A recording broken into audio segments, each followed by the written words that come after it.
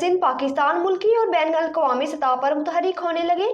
कराची बल्दिया town से महर मोहम्मद शबीर अराई की report. अंजुमन राया सिंध जिला कुमारी के ज़ेर एहतमाम सेक्टर 4A बल्दिया टाउन नज़द TCF स्कूल आई कैंप में तवक्का से कहीं ज्यादा मरीजों का रश था। खवातीन और मर्द टोकन लेकर अपनी अपनी बारी का इंतजार कर रहे थे और हमारी कौम के मिजाज के ऐन मुताबिक अक्सरियत से इस तंगो दो में मसरूफ थी कि किसी सिफारिश के जरिए इनकी आंखें बगैर नंबर के बिला ताखीर चेक कर ली जाएं। लोगों के रश की बिना पर कैंप का टाइम मजीद बढ़ाना पड़ा। आज के कैंप के मेजबान हमारे फनानत सेक्रेटरी हाजी असलम अराई थे, जो अपने बेटों, पोतों और नवासों के साथ कैंप के इंतजाम में मसरूफ थे। सूबाई सोशल सेक्रेटरी रजवान शहद अराई हस्बे मामूल कैंप के तमाम अमूर की निगरानी फरमा रहे हैं। हाशमानी मेडिकल वेलफेयर फाउंडेशन के डॉक्टर्स और स्टाफ भी मुस्तैदी से अपनी अपनी जिम्मेदारियां अंजाम दे रहे हैं।